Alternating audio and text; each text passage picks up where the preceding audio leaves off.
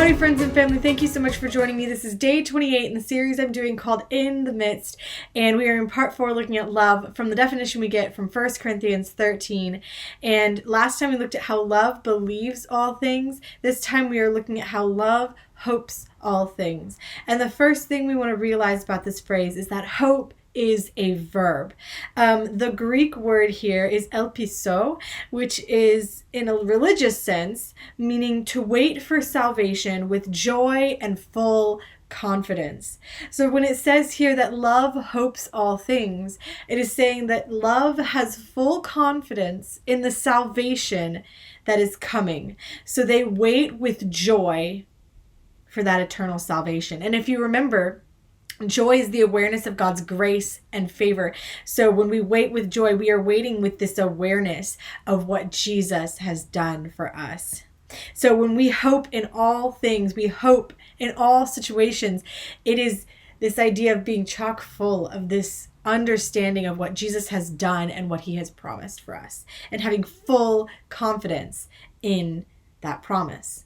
Now, to better understand this salvation that we are waiting for, we're going to take a look at Romans 8, verses 20 through 25, which says, "For the creation was subjected to futility, not willingly, but because of him who subjected it, in the hope that the creation itself will also be set free from the bondage to decay into the glorious freedom of God's children. For we know that the whole creation has been groaning together with labor pains until now. Not only that, but we ourselves who have the Spirit as the first fruits, we also groan within ourselves, eagerly waiting for adoption, the redemption of our bodies. Now in this hope we were saved, but hope that is seen is not hope, because who hopes for what he sees?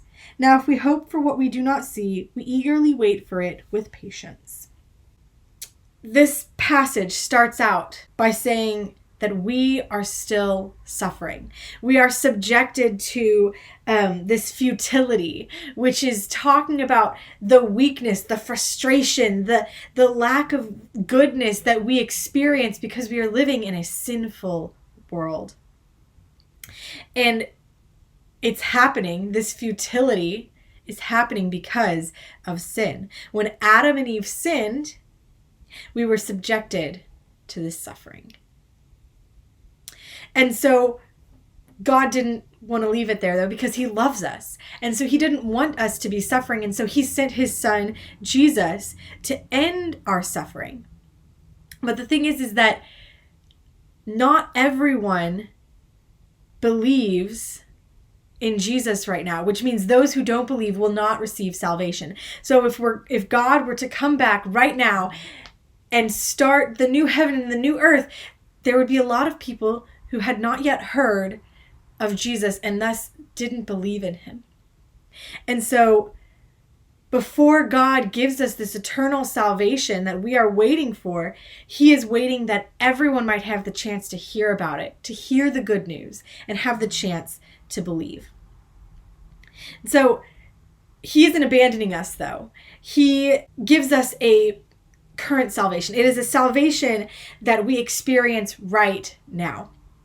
And that is that when we believe in Jesus, we are no longer chained to sin. We are no longer chained to the law. We are set free, and we are able to live a life that we choose. And as Christians, we desire to follow God. So we are set free to live a life following God. And this freedom that we receive also gives us this intimate relationship with God. And that is what it is talking about in verse 23 when it says we receive the Spirit as the first fruits. The first fruits is the very beginning, the very initial part. So this is just, we have received the Spirit as almost like a taste of the salvation that is to come.